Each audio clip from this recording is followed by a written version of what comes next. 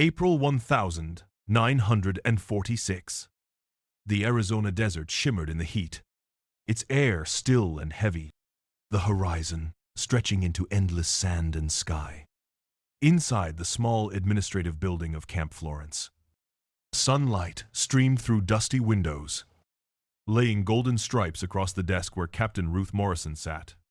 Papers covered the surface, military forms, Red Cross reports, and one document that weighed more than any other, the repatriation order. The door creaked open. A woman stepped forward. Her gray uniform bleached pale from too many months beneath the desert sun. She was thin, her face drawn but resolute. Her name was Margarete Klenn, a former German signals operator. She pressed her palms flat against the desk, as if steadying herself against a storm. Her voice trembled, but her words were precise. Carefully chosen in English she had learned during captivity. "Please," she whispered. "We don't want to leave." Behind her, 17 other women stood in silence, waiting for an answer that none of them believed would come. They were not begging for release, not pleading for freedom. They were begging for the impossible, for captivity to continue, for the barbed wire and guard towers to remain their protection instead of their prison. For 18 months, Captain Morrison had processed hundreds of German prisoners. Every single one had counted the days until they were sent home, until the gates opened and the trains carried them east across the ocean. But now, for the first time, she faced the unthinkable. Soldiers of the defeated Reich pleading not to go back. It was, as Morrison later admitted, the most impossible sentence of the entire war. To understand the weight of this moment, one has to imagine what the women had been told before their capture. Nazi propaganda had painted Americans as sadists. They were monsters. The leaflets warned who starved their prisoners, who tortured them, who treated them like animals. For women, especially, the warnings were darker stories of revenge, humiliation, violence at the hands of enemy soldiers. To fall into American custody was to fall into hell. And yet, from the moment they had arrived in Arizona, those stories began to unravel.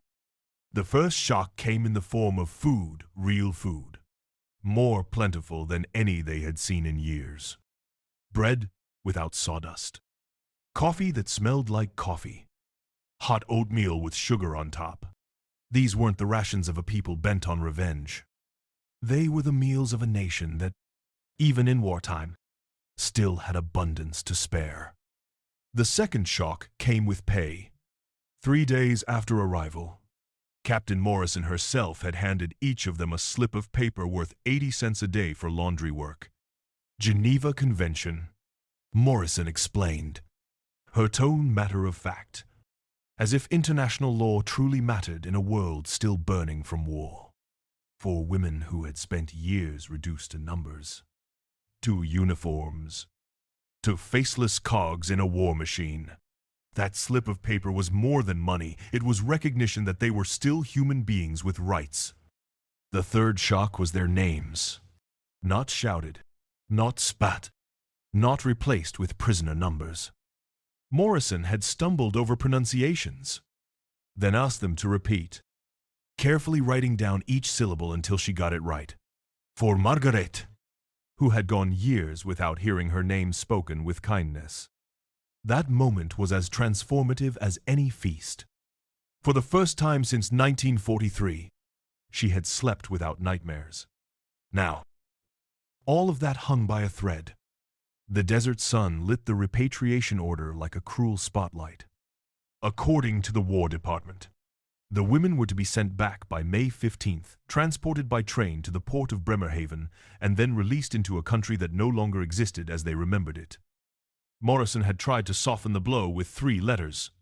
The first, from the Red Cross, explained that Margarete's hometown of Breslau had ceased to exist. The map still showed coordinates, but the city had been handed over to Poland. Renamed Wrocław, and destroyed almost completely, 90% rubble. The second letter, from a displaced persons agency, carried news that Marguerite's mother and sister had last been seen fleeing west before the Soviet advance. Their status, unknown, presumed dead. The third letter was simply the official order itself. Marguerite listened, her body rigid as though bracing against artillery. Her voice cracked when she answered, "A train fare. To where? There is no Breslau. There is no Germany. There is only rubble, and rats, and Russian soldiers." From her pocket, she pulled a letter from another repatriated woman. The handwriting was hurried, the sentences broken. "They are taking everything. The nights are worse than the war. Don't come back." Behind her, the other prisoners whispered in German. Some wept quietly. Others stared with hollow eyes. These were not enemy soldiers anymore. They were refugees trapped in uniforms. Their terror was not of captivity but of release. Captain Morrison looked at them and felt her throat tighten. She had joined camp duty out of grief. After her brother's death at Normandy had left her hollow, she had expected to hate these women, to see them as symbols of everything that had killed him. Instead, she now saw them as young, tired, fragile human beings, some no older than her former students back in Michigan. And in that moment, she realized a truth that the surrender in May 1945 had hidden.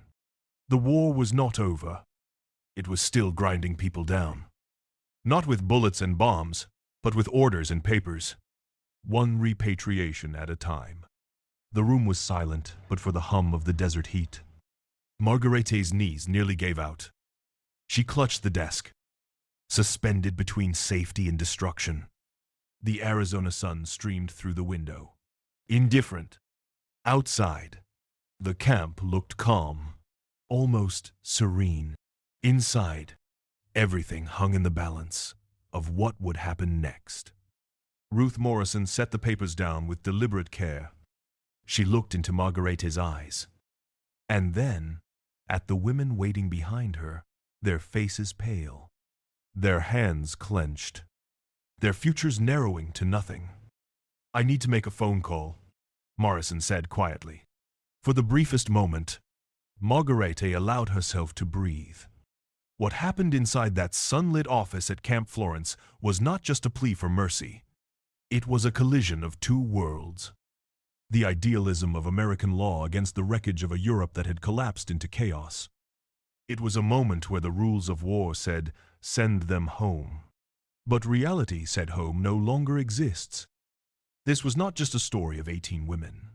It was the story of how war lingers after the guns fall silent, how propaganda shatters against unexpected kindness, and how sometimes captivity can feel like salvation when freedom means returning to ashes. And it was only the beginning. To understand why 18 German women in the Arizona desert begged not to return home, we must step back to the ruins of Europe in 1945. The war may have ended with the German surrender in May, but peace was little more than a word on paper. For ordinary German soldiers, civilians, widows, and orphans, the world that awaited them was not one of celebration, but of rubble and hunger. Germany had been bombed into submission. Cities like Hamburg, Cologne, and Berlin were smoldering husks, their skylines shattered, their streets filled with the smell of smoke, sewage, and decay. Dresden, where one of the Camp Florence prisoners, Liesel Hoffmann, had lived, was annihilated in February 1945. Survivors described it as a lunar landscape of ashes where entire families had been incinerated in a single night. By the war's end, more than 20% of German housing stock lay in ruins, leaving millions displaced, forced to shelter in cellars or among the wreckage of their own homes.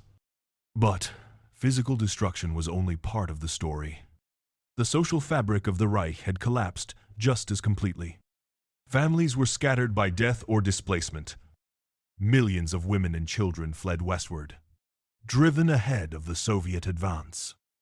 The Red Army's brutal reputation was already infamous: mass rapes, pillaging, retribution for 4 years of Nazi atrocities on Soviet soil.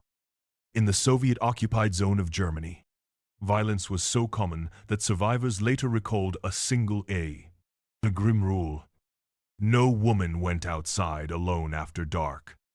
Against this backdrop, the word home had lost its meaning.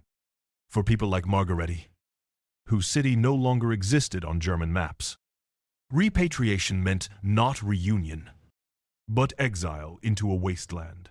Meanwhile, across the Atlantic, another world had taken shape. One the prisoners at Florence never could have imagined when they marched into American captivity between 1942 and 1946. Around 371,000 German prisoners of war were shipped to the United States. They were scattered across more than 500 camps in nearly every state, often built in rural areas to provide labor where it was most needed. Some POWs picked cotton in Texas, harvested sugar beets in Nebraska, or built irrigation canals in Arizona. Others repaired roads, cut timber, or worked in food processing plants.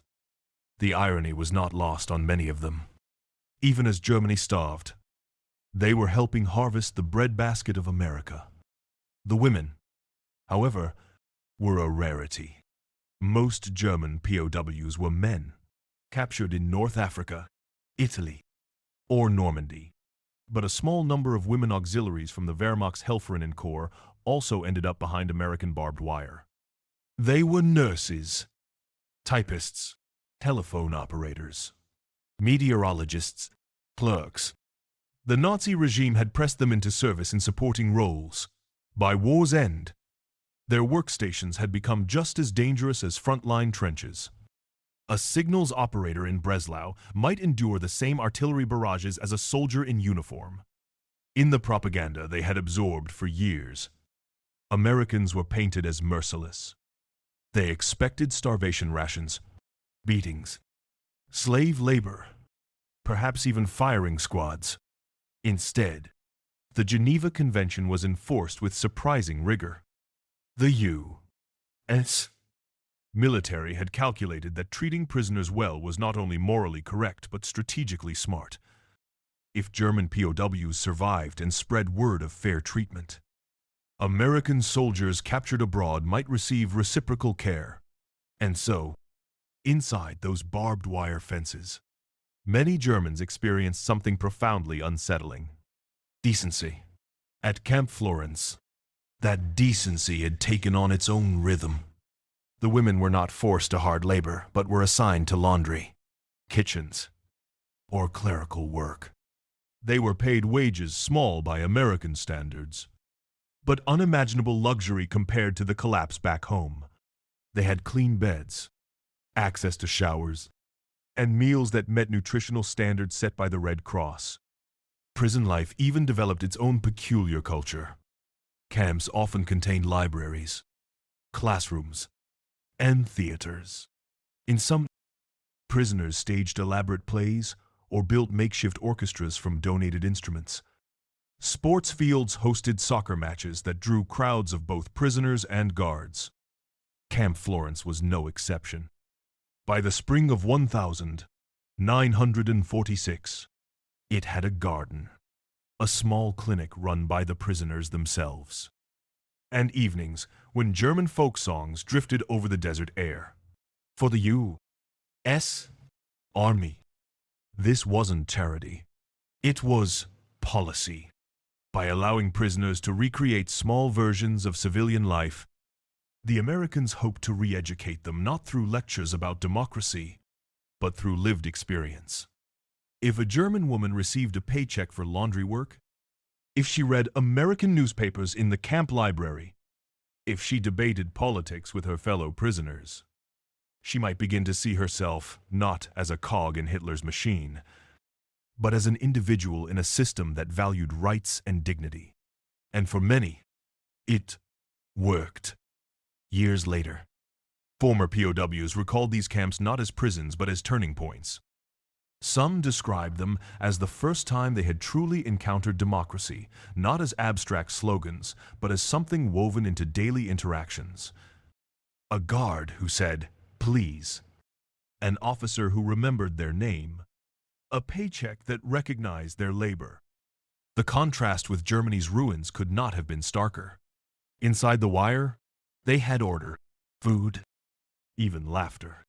Outside, their homeland was a graveyard of bomb craters and burned-out streets. But the Americans were not universally forgiving. For many in the U.S., memories of the Battle of the Bulge, Pearl Harbor, and countless other losses were still raw. Families had buried sons, brothers, fathers. Sympathy toward Germans was often complicated by grief and anger. Some guards despised their captives, others pitied them. In the barracks, stories of brutality and kindness coexisted side by side. Yet, in Florence, something unusual happened. Against the odds, this camp of enemy women began to feel less like a cage and more like a fragile sanctuary. They were still prisoners. Yes, but prisoners who discovered that captivity could sometimes be safer than freedom. And as the months passed, a strange, paradoxical truth began to form. Many of them feared the day the gates would open more than the day they had closed. That fear, by April 1946, had crystallized into desperation. The War Department in Washington was calling for the camps to close. The prisoners were to be sent back. Back to where? For women like Margarete and Liesel, the answer was not to home but to rubble, to hunger, to Soviet vengeance, to nameless streets that no longer matched their memories. And so, in the Arizona desert, they pleaded for the unthinkable. Let us stay prisoners. Let us remain behind barbed wire. Because life here, even in captivity, was still life worth living. It was a plea born not of cowardice, but of survival. And it set the stage for the most painful chapter of Camp Florence's history. The desert had a way of swallowing sound. Outside the wire, the wind moved in soft, dry currents, rustling only the sparse mesquite and tumbleweed, and inside, Camp Florence thrummed with its own strange rhythm, part military installation, part accidental village. By the spring of 1946, 18 German women lived within it, like unlikely inhabitants of a fragile world that, against all expectation, had become home. Their days followed the camp clock. At 0600, a bugle call sliced through the desert air. The women stirred in their wooden barracks, the air already warming, the smell of dust and soap lingering. Roll call came first, the guards counting names with the same clipped efficiency as always. Yet the ritual had softened with time. The guards were no longer hostile, the women no longer terrified. Some exchanged nods, even small greetings. Afterward, the daily work began. For Margaret, the laundry detail became a kind of sanctuary. The work was repetitive washing, folding, starching, but it was steady. The wages, 80 cents a day, meant small freedoms. A bar of chocolate, a spool of thread, a sheet of writing paper. For others, kitchen duty offered similar relief. They chopped vegetables, stirred enormous kettles of stew, or baked bread that filled the air with a warmth most had not felt since childhood. The Geneva Convention had stipulated these jobs. But for the women of Camp Florence, they became more than labor. They were proof that they could still build, contribute, earn proof that they were more than defeated soldiers' auxiliaries, cast adrift in a hostile world. Afternoons carried a quieter rhythm. The camp library became a refuge, its shelves stocked with donated volumes in German and English. Some of the women practiced translating, moving haltingly between Goethe and Mark Twain, discovering the strange comfort of new words. Others borrowed newspapers, running fingers across photographs of a world they were beginning to see with unfamiliar clarity. Music, too, became a lifeline. A battered accordion had found its way into camp, its bellows patched but still strong. In the evenings, the women gathered in the recreation hall, where songs drifted up to the rafters. Folk tunes from Bavaria, hymns they remembered from childhood.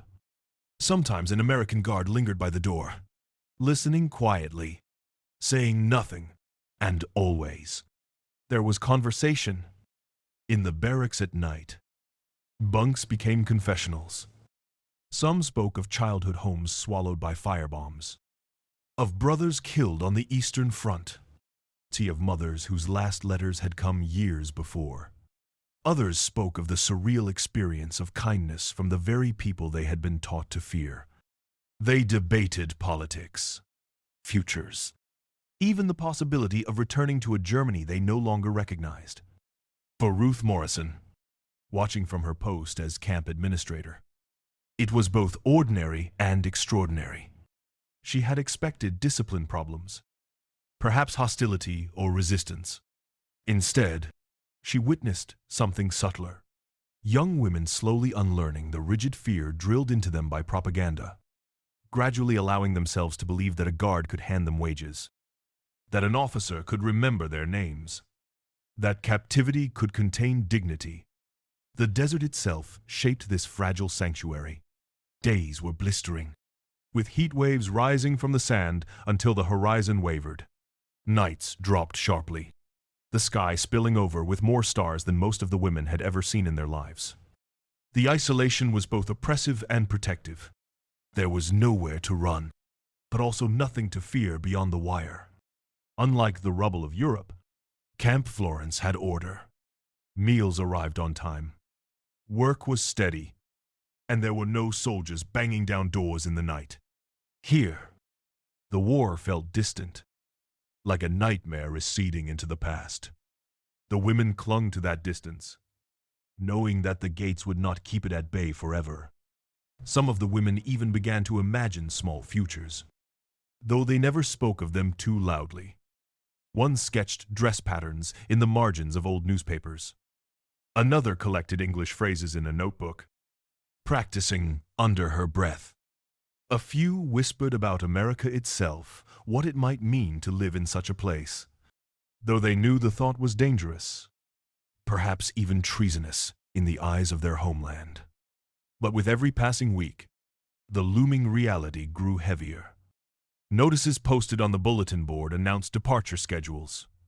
Men's compounds were already emptying. Trainloads of prisoners sent eastward, bound for Bremerhaven, and then into the hands of Allied occupation forces.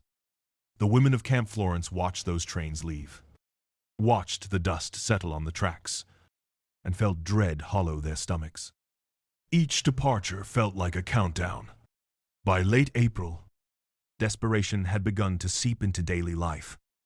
Margarete found herself folding sheets more slowly, dragging out each task as though lingering in the laundry could stall the inevitable. In the barracks, women lay awake long into the night, whispering about what awaited them. Would they find families? Would they face Soviet soldiers? Would they even survive the first winter? One evening, Liesel Hoffmann, whose childhood home in Dresden was nothing but ash, summed up what all of them were beginning to feel. "Here, we are prisoners," she said softly. "Out there, we are ghosts." Silence followed, heavy and unbroken. Camp Florence, for all its fences and guards, had become something the outside world could no longer offer. Stability, order, and the fragile illusion of safety. It was a paradox none of them could reconcile, hating captivity, yet fearing freedom even more. And so, when Captain Morrison laid the repatriation orders on her desk, and Margarete Klenz spoke the words, "Please, we don't want to leave," It was not the voice of a prisoner begging for mercy. It was the voice of a refugee clinging to the last fragile shelter she would ever know. The women of Florence had built, in the heart of an Arizona desert, the strangest kind of sanctuary. And that made the order to leave not just a command, but a sentence. The envelope was thin, almost weightless. Yet when Captain Ruth Morrison held it in her hands that morning in April 1946, it felt as heavy as stone. It bore the seal of the War Department, the typewritten clarity of Washington orders that allowed no room for hesitation. All German prisoners of war, regardless of gender or role, ought to be repatriated no later than May 15. For Washington, the matter was simple. The war was over. The camps had served their purpose. The United States had no interest in housing or feeding enemy prisoners indefinitely. Not when Europe itself groaned under the weight of refugees, displaced persons, and smoldering ruins. To release them was, officially, a return to normal. But in Florence, Arizona, there was nothing simple about it. Captain Morrison read the order 3 times before setting it down. Outside her window, the camp stirred in its ordinary rhythm, guards making rounds, prisoners moving to their work details, the faint clatter of enamel dishes from the mess hall. Nothing had changed, and yet everything had. She knew what the women would say before she even called them in. She had already seen it in their eyes, in the weeks leading up to this moment, the anxiety, the restless sleep, the whispered conversations in the barracks that fell silent when guards approached. The desert had a way of magnifying silence, and Morrison had learned to hear what wasn't spoken. When she summoned Margarete and the others to her office, she placed the papers on her desk with deliberate care. The women filed in quietly, their gray uniforms hanging loose from too many washings. Dust clung to their boots. Their faces were pale in the morning light. Morrison explained the order as gently as she could. Words like regulation and directive sounded hollow even as she spoke them. When she finished, she let the silence hang.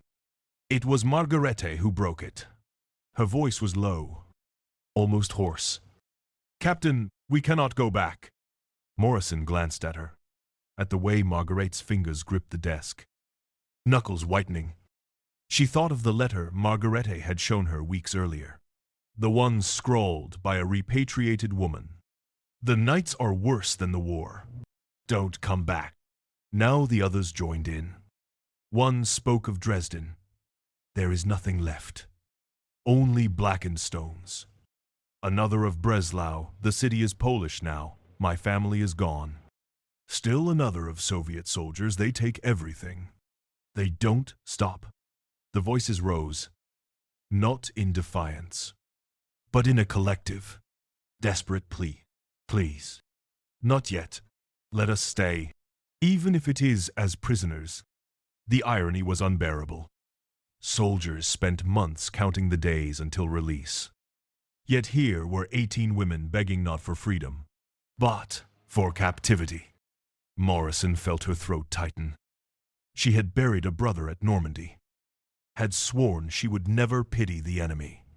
Yet sitting before her were not faceless Germans, not propaganda, images of goose-stepping fanatics, but young women with hollow eyes and trembling hands, staring into a future that offered only rubble and fear. And she had nothing to give them but the truth. Washington would not listen. Orders were orders. The machinery of repatriation had already been set in motion. Across the United States, the camps were closing one by one. Train after train carried Germans eastward, guarded not with rifles pointed outward to prevent escape, but inward to keep the prisoners from leaping off. Some cried quietly as they passed through American towns, glimpsing streets lined with shops, houses with intact roofs, children running barefoot in safety, images of normal life that felt like visions from another planet. For the women of Camp Florence, the schedule was clear. Within weeks, they would be placed on a train to the East Coast. From there, ships would carry them across the Atlantic, not to the homes they had once known, but to zones divided by Allied occupation: American, British, French, and Soviet. Which zone they landed in often determined survival itself.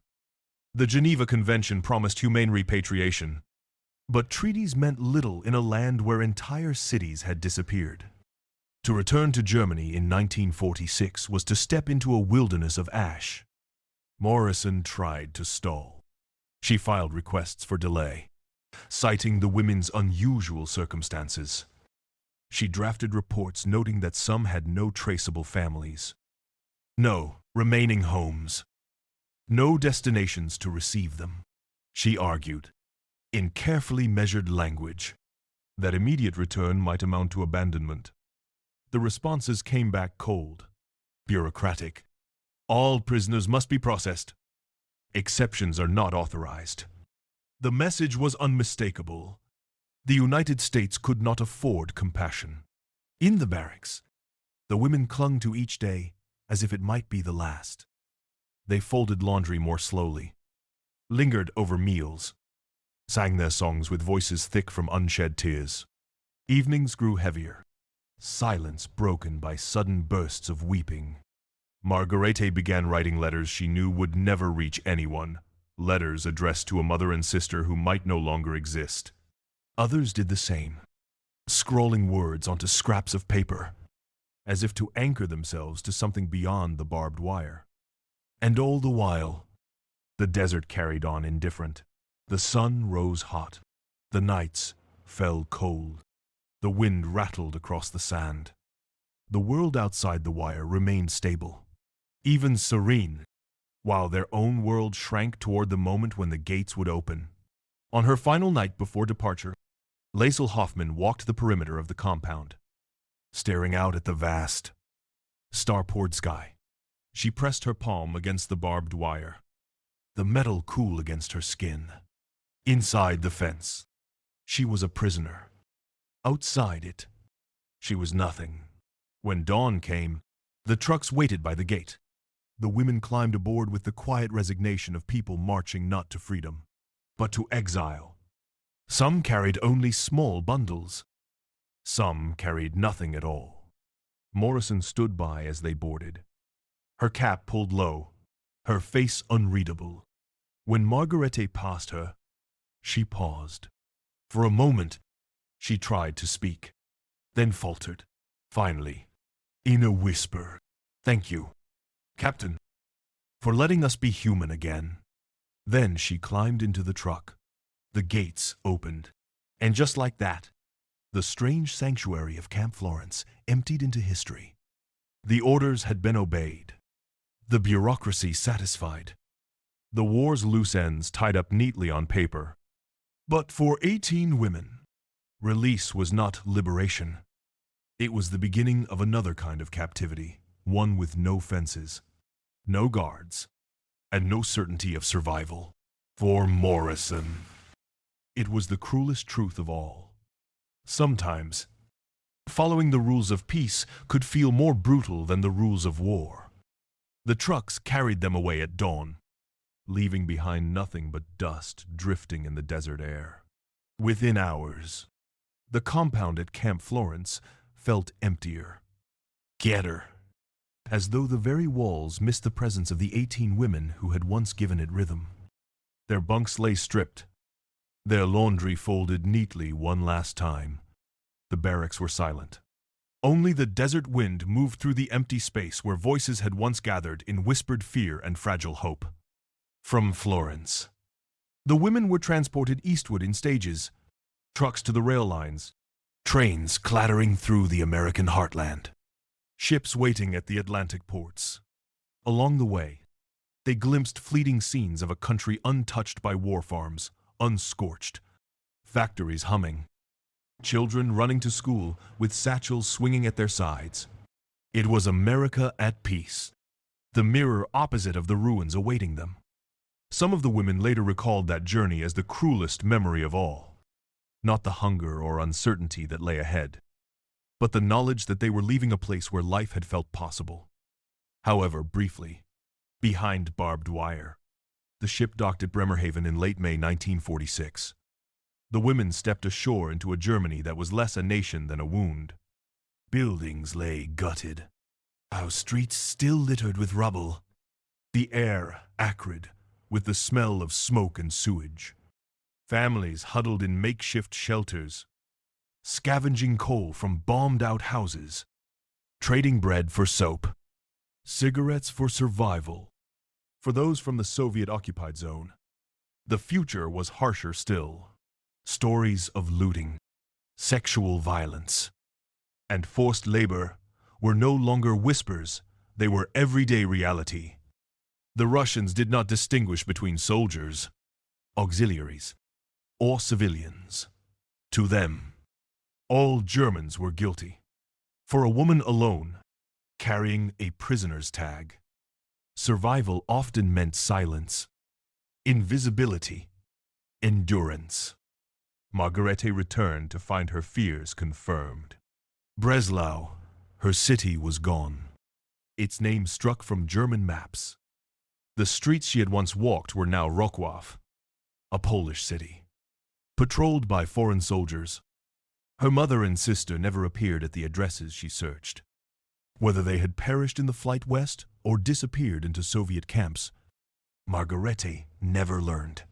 In time, she drifted into the anonymity of the refugee tide, one of millions displaced across Central Europe. Liesl Hoffmann fared little better.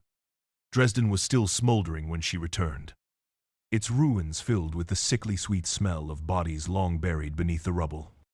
She scavenged what she could, sometimes sleeping in half-collapsed cellars, sometimes in barns offered by strangers. For years, to her letters, when she managed to write, carried only fragments. Alive, still searching, winter hard. Others among the 18 shared similar fates. Some were absorbed into the endless wave of refugees moving westward, finding scraps of life in villages where food was traded in handfuls, not meals. A few eventually married and built families in the chaos of reconstruction, though their children would grow up knowing little of the Arizona desert where their mothers had once begged to remain. 1 or 2 emigrated years later, carried back across the ocean to America or Canada, where they sought the stability they had first tasted in captivity. For most, however, history swallowed their names. They became part of the silent millions displaced, scattered, erased by war's aftermath. Their lives blended into the great anonymity of Europe's ruins, where entire generations lived without certainty, without graves for their dead, without homes to return to. And what of Camp Florence? By 1948, the camp had been dismantled. The barracks were sold for lumber, the wire taken down, the desert reclaiming what had been borrowed. Today, the little remains, just scattered foundations, and the faint memory of a place that once held thousands of enemy soldiers. And, for a time, 18 women caught between 2 worlds. In the official records, Camp Florence is little more than a line in the history of America's wartime infrastructure. Few mention the pleas of women who begged to remain prisoners. Fewer still remember the faces behind those pleas. But for Captain Ruth Morrison, it was never forgotten. After the women were repatriated, she finished her assignment at Florence and returned to civilian life. She married, taught high school again, raised 2 children. But the memory lingered, the sight of Margarete's trembling hands on her desk, the whisper of pleas. Not yet. The unbearable paradox of prisoners who had feared freedom. In later years, when Morrison was asked about the war, she rarely spoke of Normandy or strategy or loss. Instead, she returned to that desert office, to the sunlight falling across the repatriation orders, to the moment when duty and humanity collided. I thought the war had ended, she once said quietly to a colleague. But in their eyes, I saw it was still going on. The story of the 18 women at Camp Florence is not a tale of battles or victories. It is a story of what happens after the long shadow of war that lingers when the guns fall silent. The cruelty of bureaucracy that insists peace can be signed into existence when people are still sifting through rubble for the dead. It is a reminder that captivity can sometimes feel like salvation when the alternative is chaos. That barbed wire can protect as much as it confines. And that, for those who lived it, the end of the war was not an ending at all, but another kind of exile.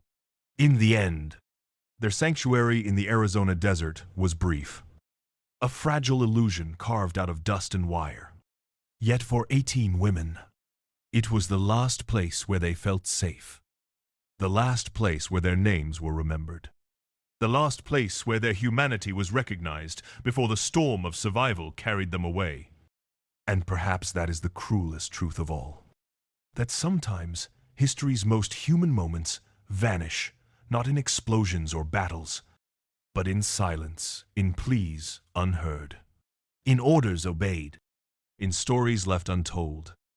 History often leaves us with dates, treaties, and headlines, the grand scaffolding of events. But the human stories inside those events are quieter, fragile, easily lost. The story of 18 German women at Camp Florence belongs to this second history, not written in textbooks, but in letters never delivered, in gardens planted in desert sand, in the sound of voices begging for the right not to leave. In 1946, the world believed it was moving forward. Nations were rebuilding, soldiers were demobilizing, and new powers were redrawing maps. For policymakers in Washington, the matter of German POWs was administrative. Numbers on paper, ships to fill, camps to close. Yet within that bureaucratic machinery, human lives were crushed, women who saw freedom not as release, but as another battlefield. Their plea, please, we don't want to leave, was not weakness. It was recognition. They had glimpsed something rare in the wake of war. Stability, order, and even mercy. In Florence, under the desert sun, they experienced what international law promised but so often failed to deliver, that prisoners of war are still people, entitled to dignity. And when forced to return to a homeland of rubble, they understood what mercy had meant, because they knew what awaited them without it. The memory of those women invites us to confront uncomfortable truths about war. Victors often write their narratives clean, dividing the world into good and evil. But the reality is messier. The enemy is not always monstrous. Sometimes they are young women folding sheets, planting marigolds, or writing futile letters home. Sometimes they are victims too of their governments, their commanders, and the relentless machinery of total war. Comparisons echo across history. After the First World War, German prisoners released into chaos became fertile ground for bitterness, fueling the rise of extremism. After the Second, many feared the same cycle would repeat. Was it mercy? Then that could break it. Could kindness extended to former enemies prevent the poison of resentment from festering into another war? Some argued yes. Others insisted justice demanded severity.